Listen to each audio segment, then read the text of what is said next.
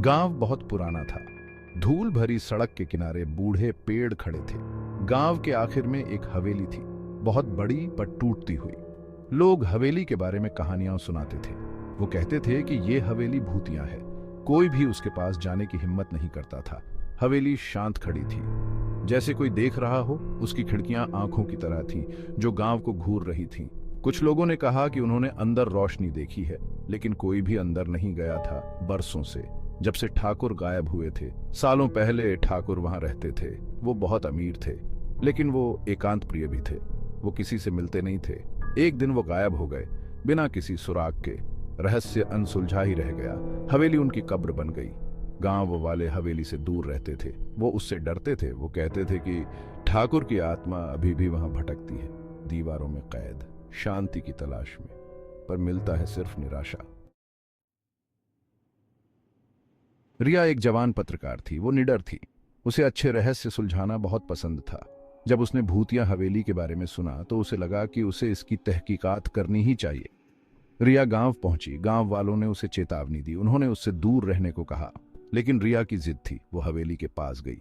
पास से तो ये और भी विशाल लग रही थी। लोहे के गेट जंग लगे हुए थे। बगीचा बड़ा हो गया था। कांटे उसके कपड़ों से चिपक रहे थे। पर रिया आगे बढ़ती रही। उसे उत्साह का एहसास हो रहा था और डर का कंपी भी। रिया ने दरवाजा खोलने की कोशिश की। वो चरमराता हुआ खुला, मानो उसे अंदर बुला रहा हो। अंदर की हवा बांसी थी, धूल से भरी हुई। हर कोने में मकड़ी के जाले लगे हुए थे। रिया अंदर दाखिल हुई। उसे अपने दिल पर एक ठंडे हाथ का एहसास हुआ। वो अकेली थी, या उसे ऐसा ही लग रहा था। हवेली जिंदा लग रही थी। उसके कदमों के नीचे फर्श चरमरा रहा था। अचानक हुई आवाज से वो उछल पड़ी।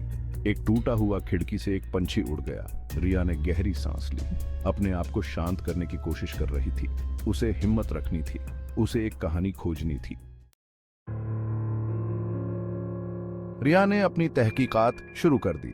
उसने गांव वालों से बात की, जानकारी इकट्ठा कर रही थी। उन्होंने उसे हवेली के बारे में कहानियां सुनाई, ठाकुर के बारे में और अजीब घटनाओं के बारे में।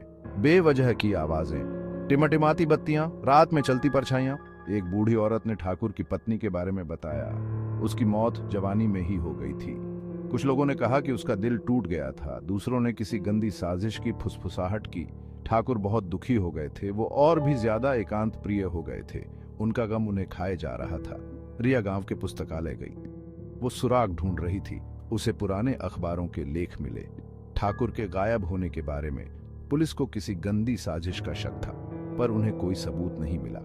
मामला ठंडा पड़ गया। जैसे जैसे रिया गहराई में उतरती गई, उसे बेचैनी महसूस होने लगी। ऐसा लग रहा था जैसे कोई नहीं चाहता था कि उसे सच्चाई का पता चले, लेकिन वो हार मानने वाली नहीं थी। वो भूतिया हवेली के रहस्य को सुलझाने की जिद ठान चुकी थी। रिया ने हवेली में रात बिताने का फैसला किया। वो खुद इसका अनुभव करना चाहती थी, ये देखने के लिए कि क्या कहानियां सच थीं। उसने कुछ सामान इकट्ठा किया, एक टॉर्च, एक कंबल और एक नोटबुक। वो कुछ भी मिस नहीं करना चाहती थी। रात हो गई। अंधेरा हवेली को अपनी आगोश में ले चुका था। रिया एक बड़े से कमरे के फर्श पर बैठ गई।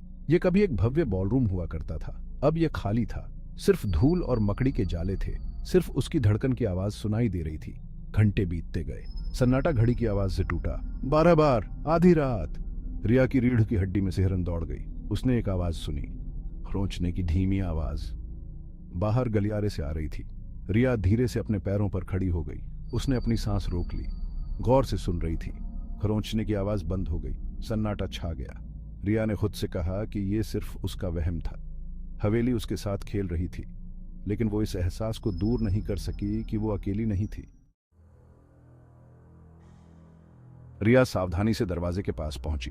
वो चरमराता हुआ खुला। गलियारा अंधेरा था। उसने टटोलते हुए अपनी टॉर्च निकाली। रोशनी अंधेरे से कटती हुई छिलते हुए वॉलपेपर और मकड़ी के जालों को दिखा रही थी।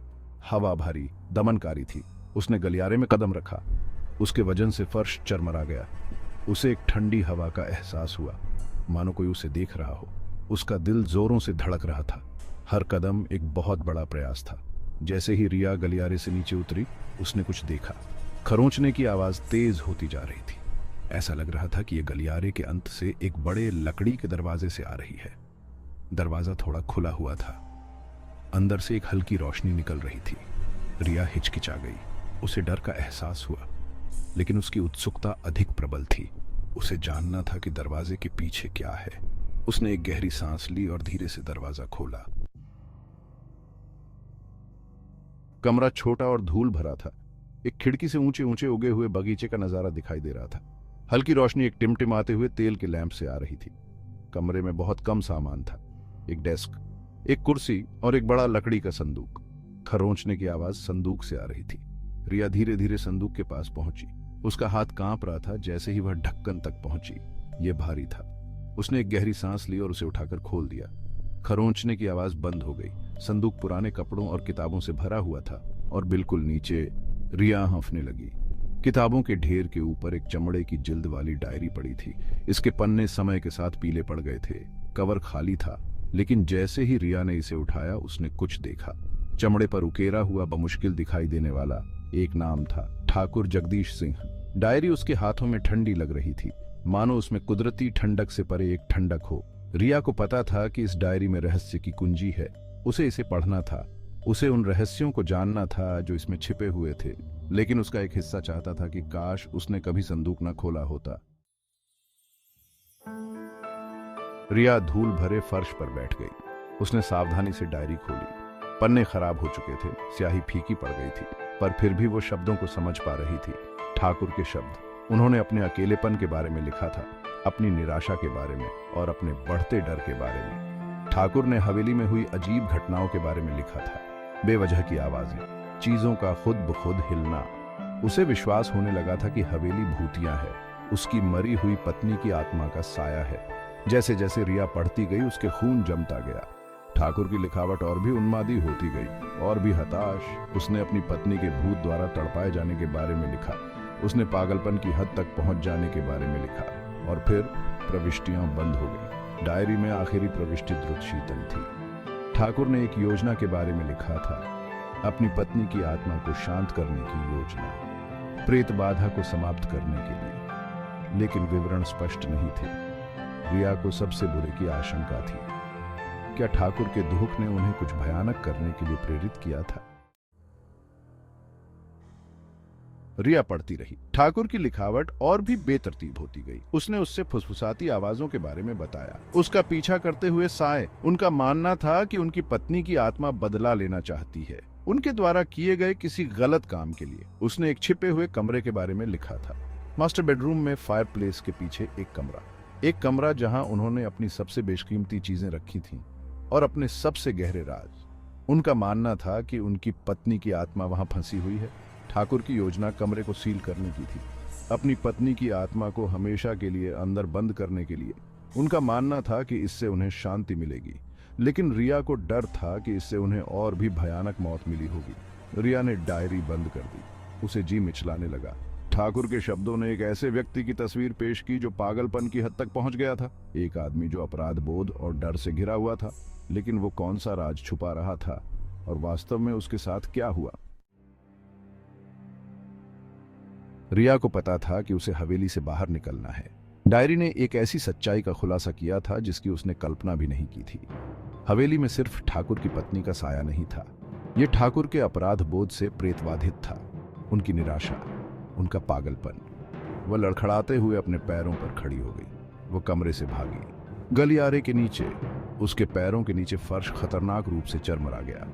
साए खींचते और मुड़ते हुए प्रतीत हो रहे थे, मानो उसे पकड़ने की कोशिश कर रहे हों, उसे वहां रखने के लिए। ठाकुर और उसके रहस्यों के साथ फंस गई। रिया हवेली से बाहर निकल गई, ठंडी रात की हवा में। वह तब तक दौड़ना बंद नहीं की जब तक वह गांव नहीं पहुंच गई। वह जानती थी कि उसे किसी को बताना होगा, उन्हें चेतावनी देने के लिए।